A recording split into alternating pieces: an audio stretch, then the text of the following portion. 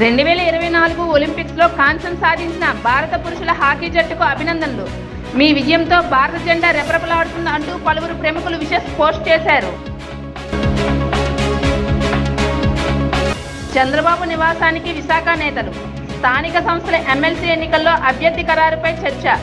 ఇవాళ అభ్యర్థిని ప్రకటించే అవకాశం. ఎమ్మెల్సీ ఎన్నికల్లో గెలుపునకు అవసరమైన వ్యూహాలపై చర్చ. విశాఖలో మొదలైన క్యాంప్ రాజకీయాలు. స్థానిక సంస్థల ఎమ్మెల్సీ ఉప ఎన్నికలతో YCP alert. Araku, Paderu ZPTC, ఎంపీటీసీలు బెంగళూరుకు తరలింపు. క్యాంప్ బాధితులు ఎమ్మెల్యేలు, మాజీ ఎమ్మెల్యేలకు అప్పగింత. 8 మంది వైసీపీ కార్పొరేటర్లు, 6 ఎంపీటీసీలు డుమ్మా. ప్రపంచ ఆదివాసీ దినోత్సవ కార్యక్రమంలో పాల్గొన్న ముఖ్యమంత్రి చంద్రబాబు నాయుడు. ఆదివాసీలతో నృత్యం చేసిన మంత్రి సంధ్యారాణి మరియు చంద్రబాబు నాయుడు.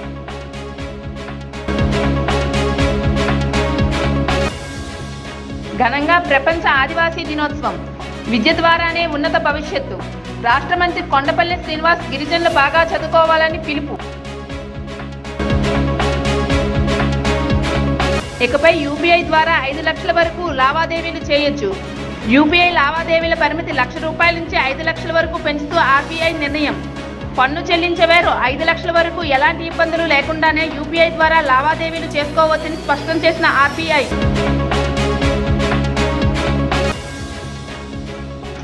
ద్వారపూడి సోలార్ ప్లాంట్ను 15 రోజుల్లో పునరుద్ధరణ జరగాలి. జిల్లా కలెక్టర్ బిఆర్ అంబేద్కర్.